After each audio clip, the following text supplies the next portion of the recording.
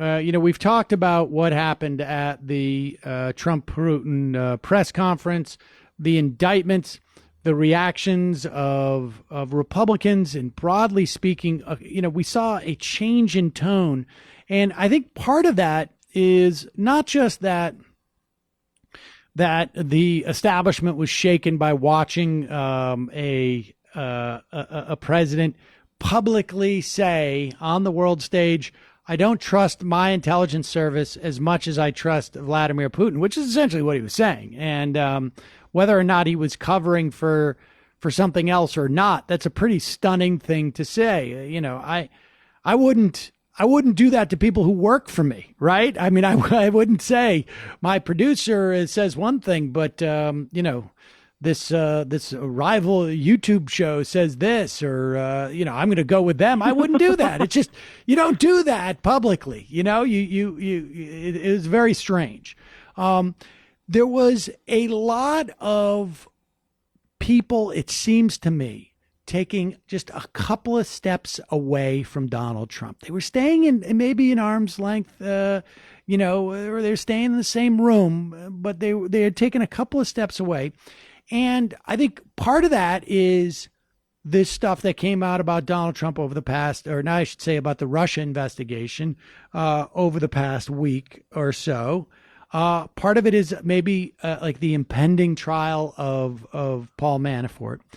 Part of it, I think, is that as we get closer to the midterm elections, it becomes the factors that may indicate a wave election become a little bit more tangible. So we had this story coming out of Texas where Texas congressional candidates, Democrats, significantly outraised their Republican opponents. We saw this with Beto O'Rourke, who's running for the Senate, but we saw it with also congressional seats. And then we saw one of these Republicans, congresspeople from Texas, who's sits on the on one of the committees that deals with the Affordable Care Act, come and complain to the White House about the White House's decision. And they did two decisions about a week and a half ago. We talked about it with Wendell Potter in this program last week, where they would basically impose cuts on the Affordable Care Act. One, to the navigators. Those are the people who help people navigate their way through this process. They've got about 50% of the funding from that. The other was for risk adjustments that go to insurance companies to deal with unforeseen liabilities in their risk pool. And to have a Republican congressman go to the White House and say, please refund parts of the Affordable Care Act indicates to me that, and there were stories this week, I'm sure you saw them coming from Dave Weigel in the Washington Post and other places, that in the Midwest, you're looking at folks like Sherrod Brown and Tammy Baldwin, and in Minnesota and Michigan, senators who were supposedly maybe having some reelect problems. Now they're up by double digits against their Republican opponents or generic Republicans. There's a real sense that Republicans are getting beat up around the country about health care and about the lack of infrastructure that Donald Trump had promised. And like I said, you're seeing Republicans go and plead their case with the White House.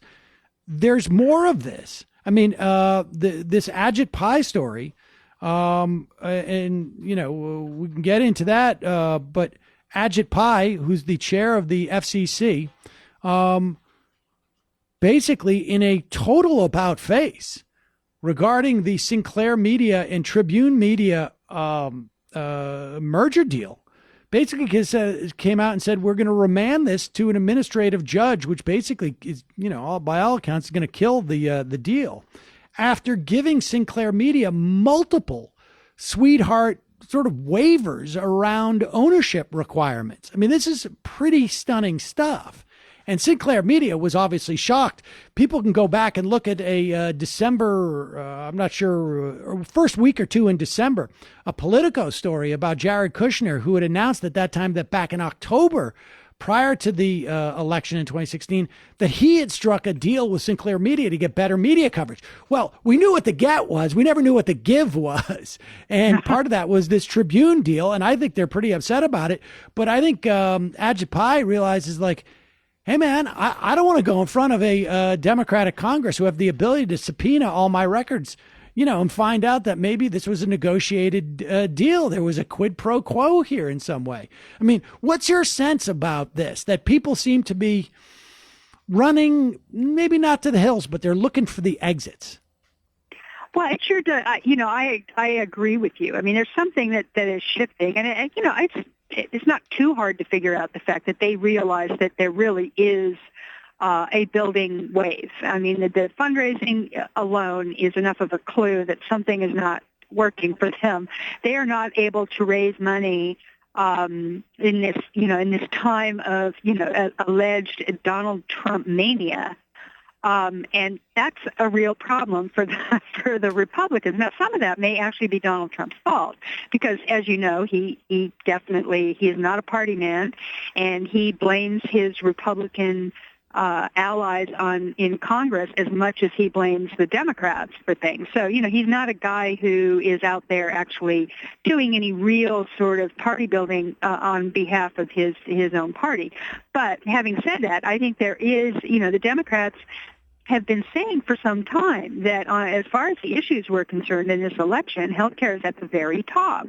And this is, everybody is concerned about it. People, the Affordable Care Act appears to now be institutionalized. It is in a place where most American people are saying, look, not perfect, but it's better than it was before, and please don't take it away because people need this thing, right? And so the fact that Trump is still doing this, and the Democrats appear to be fairly effective at getting that word out.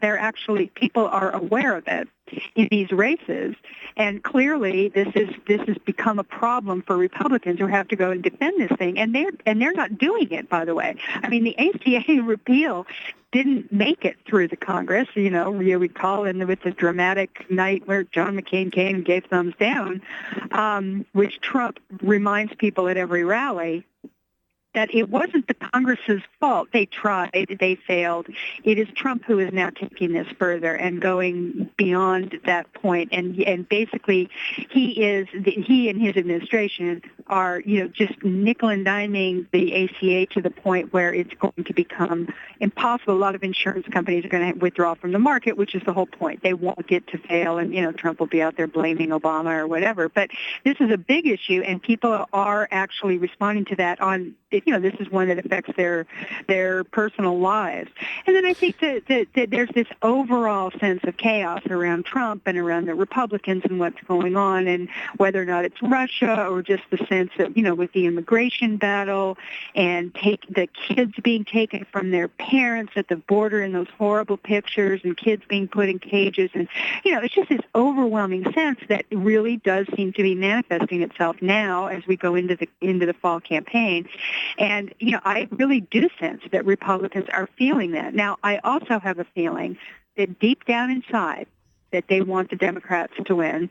Yes. Because they need to have some way of extricating themselves from this debacle, right. Either on a personal level or on an institutional level. Heather, let's take a quick break. When we come back, we'll talk a little bit more about this and a couple of stories that folks may have missed. We'll be right back after this. Sam Seder, Ring of Fire Radio.